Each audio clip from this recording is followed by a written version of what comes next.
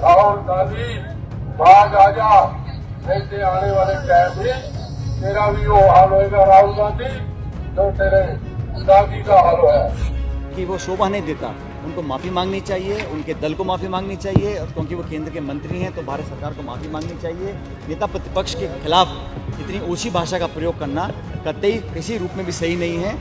ये एक अत्यंत दुर्भाग्यपूर्ण साजिशनुमा वातावरण है, सोच समझकर बनाया गया और किया गया एक अभियान है राहुल गांधी की जान और माल को खतरे में डालने के लिए, राहुल गांधी के अस्तित्व को खतरे में डालने के लिए, और ये उकसाने की राजनीति है। राहुल गांधी भाग आजा, ऐसे आने वाले टाइम में तेरा भी वो हाल होएगा राहुल गांधी जो तेरे दादी का हाल है। नमस्कार, मैं रवीश कुमार। राहुल गांधी को जान से मारने की धमकी दी जा रही है तो कोई उन्हें नंबर 1 आतंकवादी कह रहा है। बीजेपी के पूर्व विधायक ने कहा है कि राहुल गांधी का हाल भी दादी के जैसा हो जाएगा। क्या यह जान से मारने की धमकी नहीं? मोदी सरकार के केंद्रीय मंत्री राहुल गांधी को नंबर 1 आतंकवादी बता रहे हैं। तमिलनाडु के मुख्यमंत्री एम.के. स्टालिन ने राहुल गांधी को धमकी दिए जाने और आतंकवादी कहे जाने पर हैरानी जताई है और निंदा की है। केंद्र सरकार से मांग की है कि सरकार राहुल गांधी की सुरक्षा कड़ी करे। संसद में आपने देखा होगा, स्पीकर से लेकर बीजेपी के सांसद, मोदी सरकार के मंत्री, नेता प्रतिपक्ष राहुल गांधी को कैसा होना चाहिए, कैसे बैठना चाहिए, क्या बोलना चाहिए, बड़ी जिम्मेदारी का पद होता है, बार बार बताया जाता था।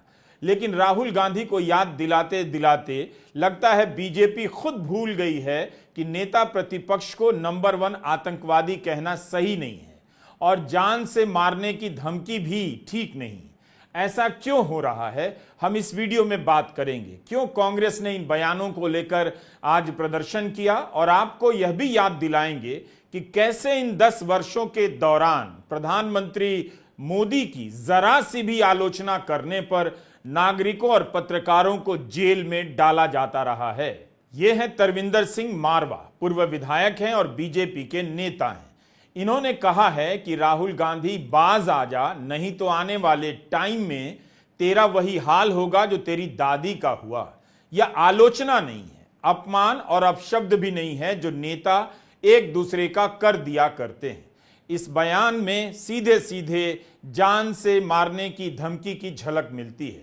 पूर्व विधायक और बीजेपी के नेता तरविंदर सिंह मारवा के इस बयान के कई दिन गुजर जाने के बाद भी इनके खिलाफ किसी तरह की कार्रवाई नहीं हुई है। राहुल गांधी भाग आजा, ऐसे आने वाले टाइम में तेरा भी वो हाल होएगा राहुल गांधी जो तेरे दादी का हाल है। इतना काफी था कि प्रधानमंत्री मोदी या गृह मंत्री अमित शाह इस बयान की निंदा करते, उन्होंने नहीं की। कानूनी कार्रवाई तो क्या ही होगी। प्रधानमंत्री अक्सर अपने भाषणों में इस बात का जिक्र करते हैं कि उन्हें गालियां दी जा रही हैं और वे काम किए जा रहे हैं। 100 दिन पूरे होने पर भी उन्होंने ऐसा बयान दिया, लेकिन जब वही काम उनकी पार्टी के नेता करते हैं तब प्रधानमंत्री चुप रह जाते हैं। और आपने देखा होगा पिछले 100 दिन में न जाने कैसी कैसी बातें होने लगी। इस दौरान मेरा मजाक उड़ाने लगे।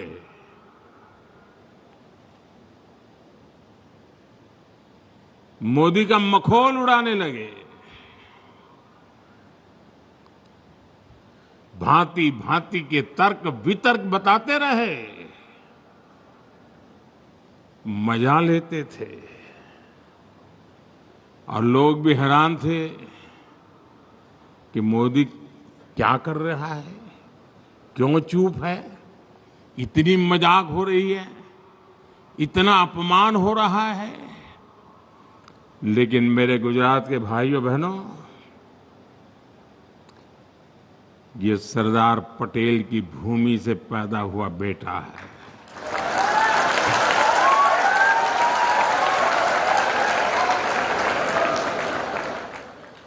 हर मजाक, हर मखौल हर अपमान को सहते हुए एक प्रण लेकर के 100 दिन मैंने आपके कल्याण के लिए, देश हित के लिए नीति बनाने और निर्णय लेने में जुटा लिए। लेकिन यह सिलसिला आखिर खत्म कैसे होगा? अब तो आलोचना को गाली कहने का चलन हो चुका है और यहां धमकी तक दी जा रही है तो उसके प्रति इतनी सहनशीलता है।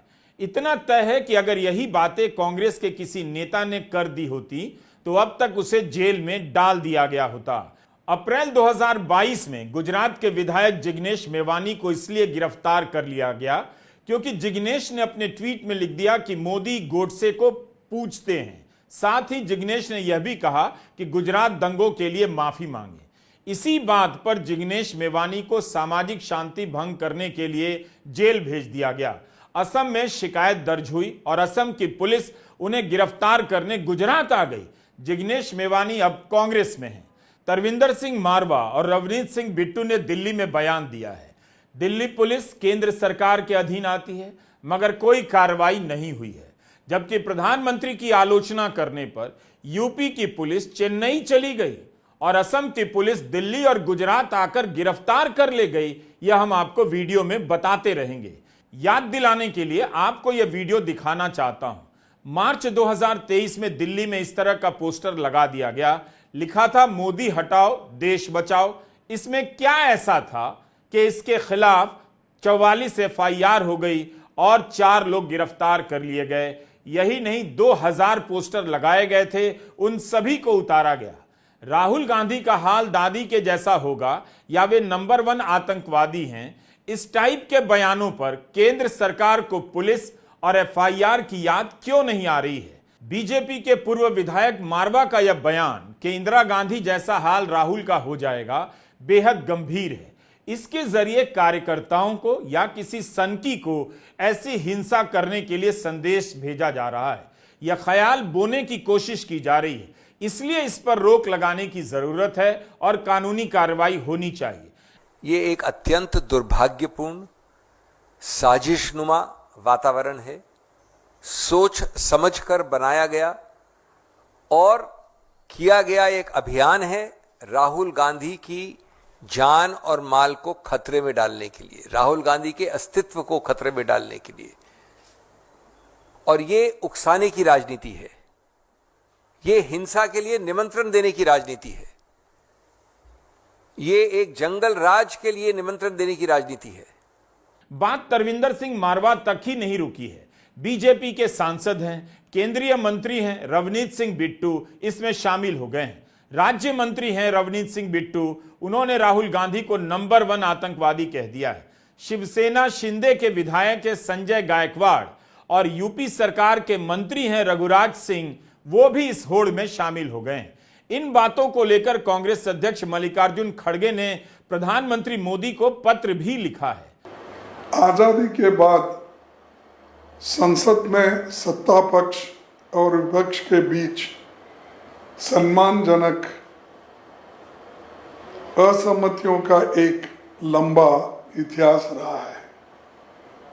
हम हिंसक भाषा नहीं बोलते, ऐसी घृणा फैलाने वाली शक्तियों को चलते राष्ट्रपिता महात्मा गांधी, इंदिरा गांधी जी, राजीव गांधी जी को शहादत देनी पड़ी। कांग्रेस के करोड़ों कार्यकर्ता और नेता इस बात को लेकर बहुत उद्वेलित और चिंतित है। मैं उनसे अनुरोध और अपेक्षा करता हूं कि आप कृपया अपने नेताओं पर अनुशासन और मर्यादा का अंकुश लगाएं। रवनीत सिंह बिट्टू को राहुल गांधी ने आगे बढ़ाया। 2021 में 2 महीने के लिए लोकसभा में कांग्रेस का नेता भी बनाए गए, लेकिन अब वही रवनीत सिंह बिट्टू राहुल गांधी को आतंकवादी कह रहे हैं। सफाई दी तो उसमें भी दोहरा दिया, आतंकवादी नहीं कहा जाएगा तो क्या कहा जाएगा। रवनीत सिंह बिट्टू की दलील सुनिए। गुरपतवंत सिंह पन्नू ने राहुल गांधी के बयान का समर्थन कर दिया, तो इसके लिए राहुल गांधी को आतंकवादी कैसे कह दिया जाएगा? पन्नू अपने आप को हीरो साबित करने के लिए किसी के भी बयान का इस्तेमाल कर सकता है, लेकिन क्या इसी वजह से केंद्रीय मंत्री नेता प्रतिपक्ष राहुल गांधी को नंबर 1 आतंकवादी कहेंगे? बिट्टू भूल गए कि किसान जब दिल्ली आए तो उन्हें आतंकवादी कहा गया। किसानों ने बाकायदा पोस्टर लगाया था कि हम आतंकवादी नहीं हैं। अमेरिकी डिपार्टमेंट ऑफ जस्टिस ने एक आरोप पत्र में अदालत को यह जानकारी दी कि भारत में कार्यरत एक सरकारी अधिकारी ने एक भारतीय नागरिक को पैसे देकर पन्नू की हत्या की सुपारी दी थी। इस मामले में डिपार्टमेंट ऑफ जस्टिस ने बाकायदा आपराधिक केस दर्ज किया और FBI इस मामले में जांच कर रही है। व्हाइट हाउस की ओर से कहा गया कि भारत अमेरिका के आरोपों को गंभीरता से ले रहा है। भारत की ओर से कहा गया कि हम इन आरोपों की जांच कर रहे हैं। इस प्रकरण में अमेरिका ने एक आरोपी निखिल गुप्ता को जून 2024 में चेक रिपब्लिक से गिरफ्तार किया था। रवनीत सिंह बिट्टू को यह घटना इसलिए याद दिला रहा हूं कि क्या इसके लिए वे अमेरिका को भी वही सब कह सकते हैं जो राहुल गांधी को कह रहे हैं। असली चीज खड़गे साहब, जो राहुल गांधी ने बात कही सिखों के बारे में, वो पगड़ी नहीं बांध सकते देश में, कड़ा नहीं डाल सकते, गुरुद्वारा नहीं जा सकते, उस बात को एंडोर्स किसने किया, उस बात की शाबाश किसने दी? जो सबसे खतरनाक टेररिस्ट पन्नू ने राहुल गांधी की सपोर्ट की। मैं 2 दिन पर वेट करता रहा भी कहीं कोई कांग्रेस और कांग्रेस के खास तौर प्रेसिडेंट इस बात का खंडन करेंगे। इस बात को जो पन्नू ने राहुल गांधी जी का नाम लेके उसे सपोर्ट दी है, उस बात को क्लैरिटी करेंगे भी हम पन्नू के साथ नहीं है। जो पन्नू ने ये कहा है राहुल गांधी जी का नाम लेके, उसके हम साथ नहीं है। जब आपने ये बात नहीं कही तो फिर मैंने ये बात कही। ये स्पष्ट होता है खड़गे साहब और आपकी कांग्रेस पार्टी और कांग्रेस के हर लीडर जो आज बात कर रहे हैं, इसका मतलब they are supporting mister Pannu के साथ खड़े हैं। ये स्पष्ट हो गया जब आपने नहीं बोला। अच्छा होता आप मेरे खिलाफ चिट्ठी लिखने के बजाय राहुल गांधी को जो पन्नू ने सपोर्ट किया है, देश को तबाह करने ने सपोर्ट किया है, उसके बारे में आप खंडन करते, उसकी बात कहते। देखो खड़गे साहब, टेररिस्ट किसको कहा जाता है? जो टेररिस्ट की बात एंडोर्स करे, जो टेररिज्म को प्रमोट करे। मेरा मतलब टेररिस्ट कहने का ये है भी जब पन्नू और राहुल गांधी एक दूसरे की बात, एक दूसरे को एंडोर्स कर रहे हैं, एक दूसरे की वाह कर रहे हैं, तो और क्या होगा? और उसे क्या कहा जाएगा ये बताओ। भी राहुल जी पन्नू वाली बात बोल रहे हैं, पन्नू जी राहुल वाली बात बोल रहे हैं, तो इसमें फर्क कहां रह जाता है?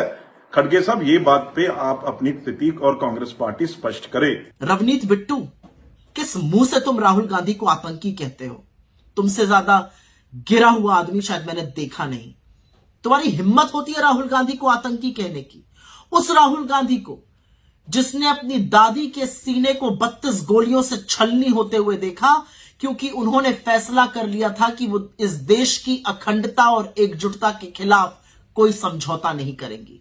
वो राहुल गांधी जिसने अपने पिता के चिथड़े शरीर को बटोरकर उनकी अंत्योष्टि करी थी और वो इस देश की एकजुटता और एकता के लिए शहीद हो गए।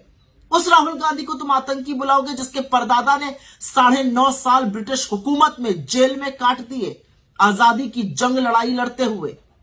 उस राहुल गांधी को तुम आतंकी बुलाओगे जिसकी भारत जोड़ो यात्रा के दौरान तुम मौजूद थे और तुमने देखा कैसे कन्याकुमारी से कश्मीर वो पैदल चले और मुंबई से मणिपुर की उन्होंने यात्रा करी जिससे ये देश जुड़ा रहे?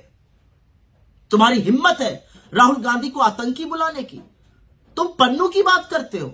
पन्नू हो या कोई और हो, हर वो ताकत जो इस देश के खिलाफ बात करती है, जो इस देश के खिलाफ खड़ी होती है, उसके साथ टकराना, उसको निस्तो नाबूद करने का काम कांग्रेस पार्टी ने किया है। कांग्रेस पार्टी ने उन लोगों की मुखालिफत की है। हमने अपनी प्रधानमंत्री को शहीद होते हुए देखा है, क्योंकि वो खालिस्तान कभी नहीं बनने देती। तुम इस तरह की बातें करोगे? शर्म आनी चाहिए तुम्हें। शर्म आनी चाहिए बीजेपी को कि तुम्हारे जैसे लोग भारत सरकार में मंत्री हैं। शर्म आनी चाहिए तुम्हें अपनी नफरत, अपनी गंदी राजनीति को चमकाने के लिए इन चीजों का सहारा लेना पड़ रहा है। राजनीति क्या चीज होती है? जिस राहुल गांधी के साथ रवनीत सिंह बिट्टू राजनीति करते रहे, सांसद बने, लोकसभा में नेता बने, उसी राहुल गांधी को आतंकवादी कह रहे हैं। प्रधानमंत्री मोदी को भी ऐसे राजनेताओं से भविष्य का सोचकर सतर्क रहना चाहिए। अपमानजनक शब्द प्रधानमंत्री मोदी के खिलाफ भी कम नहीं कहे गए हैं, लेकिन यहां बात अपमानजनक शब्दों की नहीं है, जान से मारने की है, जीभ काट लेने की धमकी की है। एक विधायक राहुल गांधी की जीभ काटने की बात कर रहा है, केंद्रीय मंत्री आतंकवादी बता रहे हैं। अब आपको पवन खेड़ा का प्रसंग याद दिलाता हूं। कांग्रेस के इस प्रवक्ता को गिरफ्तार करने के लिए असम की पुलिस दिल्ली आ गई। कांग्रेस के अधिवेशन में शामिल होने के लिए पवन खेड़ा रायपुर जा रहे थे। असम पुलिस ने उन्हें विमान से उतारा, गिरफ्तार कर लिया। कांग्रेस प्रवक्ता पवन खेड़ा ने दामोदर दास की जगह गौतम दास कह दिया, बाद में सफाई भी दी कि गलती से बोल दिया। इसके बाद भी अलग अलग शहरों में उनके खिलाफ एफआईआर हो गई और गिरफ्तार हुए। पवन खेड़ा की गिरफ्तारी का मामला जब सुप्रीम कोर्ट पहुंचा, तब जाकर उन्हें गिरफ्तारी से राहत मिली, लेकिन चीफ जस्टिस ने कहा कि बयानबाजी का कुछ तो स्तर होना चाहिए। यहां तो केंद्रीय मंत्री बार बार आतंकवादी कह रहे हैं, नेता प्रतिपक्ष को जान से मारने की धमकियां दी जा रही हैं और कई दिनों से यही सब चलता आ रहा है। कांग्रेस ने इन बयानों की निंदा की, लेकिन सिलसिला नहीं रुका। तब युवा कांग्रेस ने प्रदर्शन करने का फैसला किया। थानों में शिकायतें की गई हैं और चुनाव आयोग को इसकी प्रति भेजी गई है। कर्नाटका, तेलंगाना और बिहार में प्रदेश कांग्रेस ने विरोध प्रदर्शन किया है। बिहार कांग्रेस के अध्यक्ष अखिलेश प्रसाद सिंह ने मांग की है कि प्रधानमंत्री मोदी को तुरंत रवनीत सिंह बिट्टू को मंत्रिमंडल से बर्खास्त करना चाहिए, अगर वह उनके यानी मोदी के इशारे पर नहीं बोल रहे हैं तो। अखिलेश प्रसाद सिंह ने कहा कि उन्हें यकीन है कि बिट्टू ने यह बयान प्रधानमंत्री मोदी के कहने पर ही दिया होगा, क्योंकि बिट्टू के बाद बीजेपी के अन्य सदस्यों ने भी इसी तरह के बयान दिए हैं। हम सब लोग जानते हैं कि स्वर्गीय इंदिरा गांधी जी ने अपनी छाती पे 34 गोलियां खाई थी और शहीद हुई। हम सब लोग जानते हैं कि राहुल गांधी जी के पिता, जिन्होंने शांति वार्ता शुरुआत करी, इस वजह से उनके जिस्म के चीथड़े उड़ा दिए गए। आप उस व्यक्ति को, जिसके परिवार में, जिसके पिता ने, जिसकी दादी ने शहादत देश के लिए दी, आप उनके बारे में ऐसा कहते हो कि आप संभल जाओ, आप बोलो मत कुछ भी, नहीं तो आपका भी वही हाल होगा जो आपकी दादी का हुआ है। भारत के अंदर राजनीति इससे ज्यादा निचले स्तर पे नहीं गिर सकती। चलिए, एक व्यक्ति ने कह दिया, हो सकता है उसके अपने निजी विचार हो सकता है कि वो अपने आकाओं को खुश करना चाह रहा हो, लेकिन ना तो उसके आकाओं ने, ना भारतीय जनता पार्टी के नेताओं ने उसको चुप कराने की कोशिश करी, ना उसकी भर्त्सना करी। मैं एक चीज बता देना चाहता हूं भारतीय जनता पार्टी को, ये कांग्रेस पार्टी है और ये राहुल गांधी है। जान से मारने की धमकी से हम लोग किसी भी तरीके से डरने वाले नहीं हैं। यहाँ पे कांग्रेस के लाखों करोड़ों कार्यकर्ता तैयार हैं अपनी छाती आगे करके, जान से मारना है हमें मारिए, लेकिन हमारे नेता की आवाज कभी बंद नहीं होगी, हमारे नेता कभी चुप नहीं होंगे। क्या यह बीजेपी की कोई नई रणनीति है? लंबे समय तक बीजेपी के नेता पप्पू कहकर राहुल गांधी का मजाक उड़ाते रहे। यह भी भूल गए कि पप्पू नाम के उनकी पार्टी में कई नेता होंगे, कार्यकर्ता होंगे, लेकिन इसके बाद भी राहुल गांधी इन चीजों से प्रभावित नहीं हुए। आईटी सेल और गोदी मीडिया के लगातार हमलों के बाद राजनीति में अपनी जगह बना ली। अब पप्पू नहीं चल पा रहा है तो फिर से उन पर हमला शुरू हुआ है। इसकी शुरुआत संसद में प्रधानमंत्री मोदी ने ही की। नेता प्रतिपक्ष का नाम तक नहीं लिया और बालक बुद्धि कहकर आलोचना करते रहे। यह इशारा राहुल गांधी की तरफ ही समझा गया था। इन पर महान स्वातंत्र सेनानी वीर सावरकर जैसे महान व्यक्तित्व का अपमान करने का मुकदमा है। इन पर देश की सबसे बड़ी पार्टी के अध्यक्ष को हत्यारा कहने का मुकदमा चल रहा है। इन पर अनेक नेताओं, अधिकारियों, संस्थानों पर झूठ बोलने के गंभीर आरोप है और वो केस चल रहे हैं। आदरणीय सभापति जी, बालक बुद्धि में ना बोलने का ठिकाना होता है और न ही बालक बुद्धि में व्यवहार का कोई ठिकाना होता है। और जब ये बालक बुद्धि पूरी तरह सवार हो जाती है तो सदन में भी किसी के गले पड़ जाते हैं। ये बालक बुद्धि अपनी सीमाएं खो देती है तो सदन के अंदर बैठ करके आंखें मारते हैं, आंखें मारते हैं। इनकी सच्चाई आदरणीय सभापति जी अब पूरा देश समझ गया है। इसलिए आज देश इनसे कह रहा है तुमसे नहीं हो पाएगा, तुमसे ना हो पाएगा। नेता प्रतिपक्ष को कैसा होना चाहिए, क्या करना चाहिए, इस पर आपको बीजेपी नेताओं और मोदी सरकार के मंत्रियों के कई बयान मिल जाएंगे। बल्कि उन्हें क्या पहनना चाहिए इस पर भी राय दी जा चुकी है बीजेपी की तरफ से। संबित पात्रा तो यह भी बता रहे हैं कि राहुल गांधी को कैसे बैठना चाहिए। और मैं बताता हूं अपने एक्सपीरियंस से, मैं देखता हूं राहुल गांधी जी की तरफ कैसे बैठते हैं। वो ऐसे बैठते हैं जैसे अपने घर के सोफा सेट पे बैठकर टीवी देख रहे, हाथ पसार करके, पैर उठा करके। अरे भैया, ये तुम्हारे परिवार का ड्राइंग रूम नहीं है राहुल बाबा, ये तुम्हारे घर का ड्राइंग रूम नहीं है। This is the democratic countries parliament, this is the highest temple of democracy of India. ये भारतवर्ष के लोकतंत्र का मंदिर है। आपने कभी नरेंद्र मोदी जी को, जो देश के प्रधानमंत्री हैं, आपने कभी उनको इस प्रकार से बैठे हुए देखा है?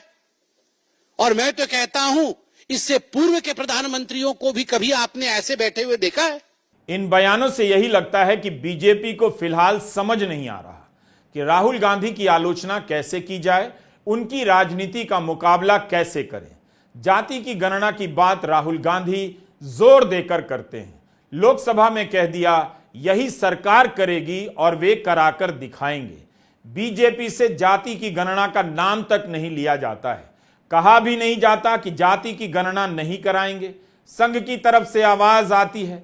10 साल तक राहुल गांधी पर इसी तरह के हमले होते रहे हैं। लेकिन जब बात जान से मारने की धमकी पर आ जाए, आतंकवादी कहने पर आ जाए, जबान काट लेने पर आ जाए, तब प्रधानमंत्री मोदी को कार्रवाई करनी चाहिए। वे क्यों नहीं कर पा रहे हैं? जबकि ऐसी तमाम खबरें आपको मिल जाएंगी और मैं दिखा रहा हूं कि प्रधानमंत्री मोदी की आलोचना करने पर, अपशब्द कहने पर गिरफ्तारियां हुई हैं। अक्टूबर 2016 में उत्तर प्रदेश के सरधना में एक स्कूल के मालिक को नरेंद्र मोदी के खिलाफ सोशल मीडिया पर एक मीम डालने के लिए गिरफ्तार कर लिया गया। अप्रैल 2017 में सीआरपीएफ के एक जवान ने अपने भाई के माओवादी हमले में मारे जाने के दुख में एक वीडियो बना दिया, जिसमें उसने राजनाथ सिंह और नरेंद्र मोदी की आलोचना कर दी। वीडियो वायरल हुआ तो उसके सीनियर अधिकारियों ने मिलकर उसकी खूब पिटाई की। बाद में उसे सस्पेंड कर इंक्वायरी बिठा दी गई। 1 महीने बाद उसे नौकरी से निकाल दिया गया। अक्टूबर 2017 में शामली में एक 35 साल के युवक को नरेंद्र मोदी को कथित तौर पर गाली देने के लिए गिरफ्तार किया गया। इसने अपने खेत के बाहर खड़े होकर एक वीडियो बनाया क्योंकि आवारा पशुओं ने इसकी फसल बर्बाद कर दी थी।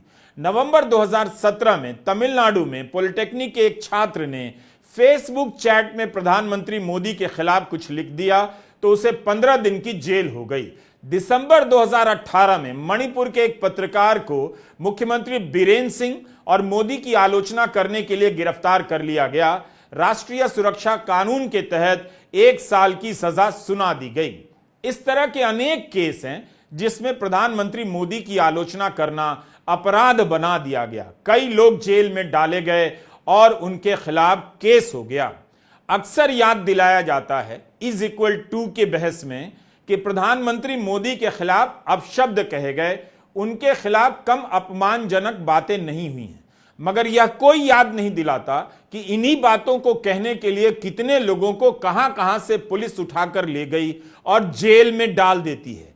मई 2021 की घटना है, बहुत ज्यादा पुरानी नहीं है। दिल्ली में एक पोस्टर लगा दिया गया जिस पर लिखा था, मोदी जी हमारे बच्चों की वैक्सीन विदेश क्यों भेज दी। बस इतनी सी बात पर दिल्ली पुलिस ने दर्जनों FIR कर दी, गिरफ्तारियां होने लगी। 25 लोगों के खिलाफ FIR हुई और मीडिया रिपोर्ट के अनुसार 15 से 17 लोग गिरफ्तार किए गए। अगस्त 2021 में यूपी पुलिस मनमोहन मिश्र को गिरफ्तार करने चेन्नई चली गई। उन्होंने अपने YouTube चैनल पर एक वीडियो बनाया जिसमें कथित तौर पर प्रधानमंत्री मोदी का अपमान किया गया था। जिस वक्त कार्रवाई हुई वह वीडियो 6 माह पुराना हो चुका था। इस वीडियो में उन्होंने प्रधानमंत्री के इस्तीफे की मांग की थी। न्यूज मिनट पर इस घटना के बारे में लिखा है कि उनके वीडियो के बहुत कम व्यूज हैं, उनके चैनल पर किसी भी वीडियो के 200 से ज्यादा व्यूज नहीं हैं, और तब भी मनमोहन मिश्र को गिरफ्तार कर लिया गया। ऐसा इस देश में हुआ है। प्रधानमंत्री मोदी की आलोचना करने पर यूपी की पुलिस चेन्नई चली गई गिरफ्तार करने, असम की पुलिस दिल्ली आ गई गिरफ्तार करने, लेकिन दिल्ली में बीजेपी के नेता, केंद्रीय मंत्री राहुल गांधी को कुछ भी बोल रहे हैं, राजनीतिक कार्रवाई भी नहीं हो रही है। नमस्कार, मैं रवीश कुमार।